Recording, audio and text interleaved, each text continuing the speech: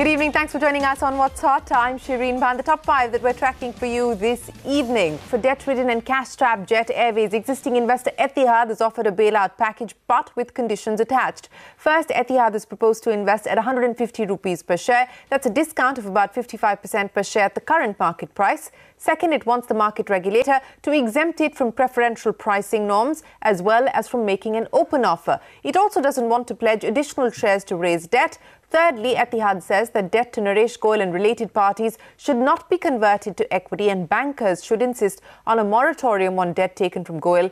Amidst all of this, we learned that lenders seem to be largely in agreement with the resolution plan. Lata and Ritu join us now with the latest. Lata, to you first, very quickly, recap for us the conditions that Etihad has put on the table and what could be the way out from the pricing regulations that govern these deals. Well, Etihad says, yes, we will bring the money, but only if you're allowed to bring it at a price of 150 rupees per share. The closing price of Jet is 274, and if you take the SEBI pricing formula, the average would work out to 250 rupees. So they're asking for a deep discount. They're also asking that Naresh Goyal and related parties should be restricted to 22%, not more than 2 seats in the board, and absolutely no active role in the running of the Jet or speaking on behalf of Jet Airlines in any way. And they say not a penny will they give unless all this is given to them in writing, as well as permission from SEBI.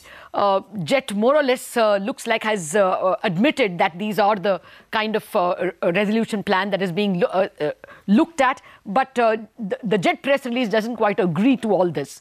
Now, it is the SEBI pricing formula that is most important in the scheme of things, because it's not easy to get SEBI and government to agree to such a major exception. But lawyers say one way out is to do a rights issue, since Naresh Goyal, as another shareholder, is not financially in a position to bid for it. Chances are that the rights issue can offer discounted prices of new shares to Etihad, and therefore a way can be found. But short point is that there is a very tight battle that is on for control of Jet, and it isn't looking like Naresh Goyal is giving up without a fight.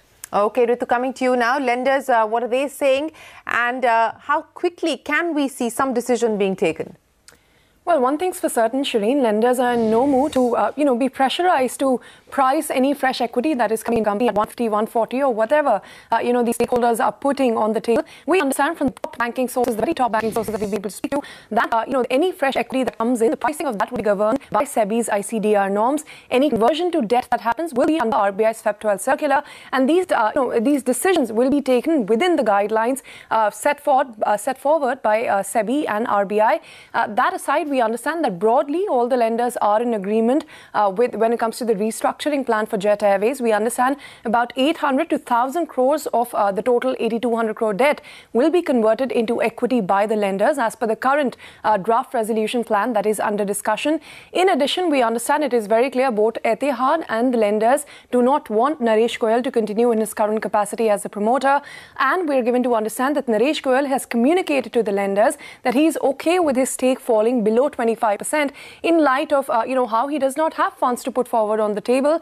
Third, of course, banks do want some fresh equity to be brought in, whether it comes from Etihad or even Tata's for that matter. They want all options to be explored so that fresh equity is brought in. Of course, the final contours of how the debt proportion changes, how the shareholding changes will all depend on the kind of capital that is brought in. But broadly, the guidelines surrounding the FEB 12 circular and SEBI norms will dictate how this goes forward. Well, there could be that possibility of another domestic group or entity coming into the picture, perhaps even private equity. That's been the buzz for a long time now, but all of this is still in the realm of speculation. I want to go back and visit a story that's broke just a short while ago. The Reserve Bank has simplified rules for all Indian companies raising foreign loans. Hereafter, all eligible companies can borrow up to $750 million without any restriction on what they will use the money for. The new rules are particularly good for housing finance and for non-bank finance companies who had hitherto more restrictions. Let's go back to Lata now for more on this. Lata, how big is this further relaxation to the ECB guidelines? Who will it benefit? Well, basically, the rules are very simple. They just say that anybody who is eligible for FDI is eligible for ECB. So all the earlier restrictions go, and anyone who is eligible can borrow up to 750 million. So that sets aside a whole spate of old circulars. So who were not benefited in the previous dispensation? Housing finance companies had to use most of their ECBs for homes under 60 square meters. Now they can use it for any purpose whatsoever. NBFCs required case-by-case approval, and even when they got approval, they had hedging prescriptions and stuff like that. Now, one shot 750 million is allowed. All of them can borrow for 3 years. Hitherto, there was a track 1 and a track 2. Track 1 were all the 3 and 5 year categories. Track 2 were those who borrowed for 10 years. They had fewer restrictions. The REITs and InvITs came in that category. Now you can raise a REIT for 3 years. You can raise an InvIT for 3 years. There are no time or tenor restrictions or end-use restrictions on anyone. Also, there used to be restrictions on software companies, 200 million, microfinance companies, 100 million. All that goes now. Everyone has just one cap, 750 million. So definitely a simpler regime is on the cards. Well, that is good news across the board, as Lata was pointing out, further relaxation to the ECB norms. And speaking of breathers, there could be a breather for startups and their investors. The government is likely to come out with a notification to make it easier for startups to seek tax exemption on angel fund investments.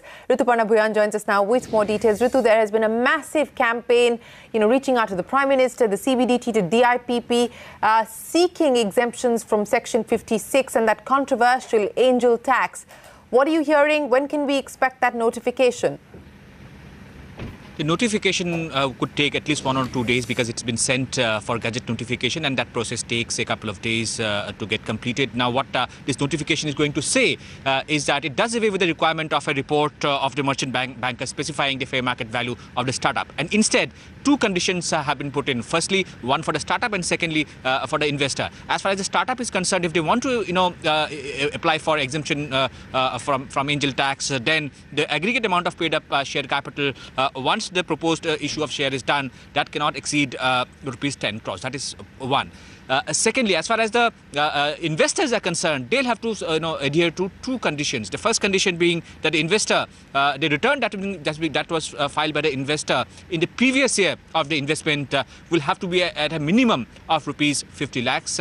This has been done to basically ensure that no shell companies invest in startups. That is one. The second condition for the investors is that the net worth exceeding 2 crore. That is the minimum net worth that the investor will have to have. And according to sources, these conditions are basically, covertly bringing in the concept of accredited investor. That is what government sources are telling us. Last but not the least, the existing mechanism of an interministerial panel, which basically used to give approval to startups, that has been done away with, and instead the application will have to now be made to DIPP, which will then be sending it to CBD, and CBDT will then give the exemption to the startup as far as Section 56 or what is known as angel tax is concerned. With that, it's back to you. All right, Ritu, appreciate you joining us with that. So we're expecting that notification, as Ritu pointed out, could be a day or 2.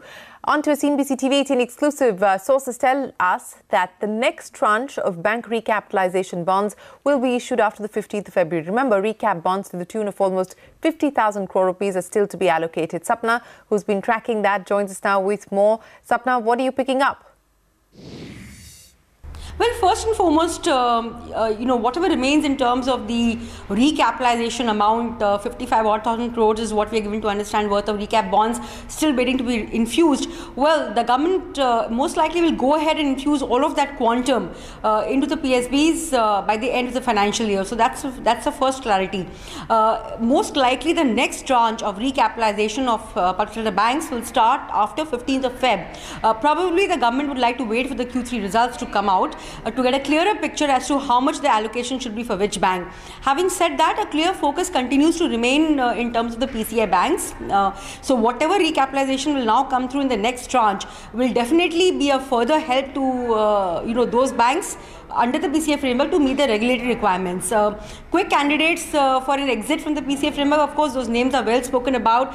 Probably Bank of India, Oriental Bank of Commerce, Bank of Maharashtra. Most of these banks are somewhere close to meeting the NNPA ratios as well as the capital requirement, and that is being held by the government.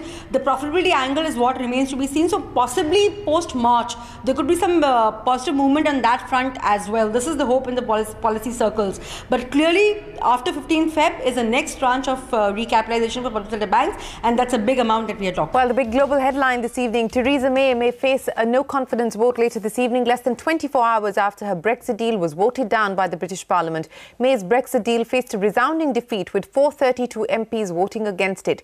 This makes it one of the worst political defeats in the British Parliament's history. The UK government now has 3 working days to map out a new plan of action. William Marks joins us now. William, a crucial day for Theresa May. Last night's defeat was the largest single-vote defeat by a government inside Parliament since the 19th century, and it's left Theresa May with some very difficult decisions to make. In response to that defeat, she said that she would reach across the political spectrum here in the United Kingdom, looking for solutions to this political impasse over Brexit. In response to the massive defeat, the leader of the Labour opposition party, Jeremy Corbyn, announced that he had tabled a motion of no confidence in the government, and that is currently being debated inside the Westminster Palace behind me right now, and will face a vote later on this evening. Theresa May is expected to win that because it would require members of her own Conservative Party to vote against their own government in order for her to lose. But after that point, it's not entirely clear what she's prepared to do to try and find a consensus from within inside the House of Commons. She's already ruled out the idea of a second referendum that many MPs have advocated for. She's also said that a full-time permanent customs union with the European Union, a so-called softer Brexit, is not something she's prepared to countenance. This is, of course, because she wants to restrict freedom of movement, and she wants Britain to have an independent trade policy. 2 things that she seems to think the voters in the UK voted for back in 2016, and 2 things that she's not prepared to give up under any circumstances. Whether she's able to find a majority in the Parliament that will support her vision of Brexit remains to be seen, but if she does lose the vote tonight, we could see a general election being triggered in as little as 2 weeks' time. Should the next step be a general election? I believe that is the worst thing we could do.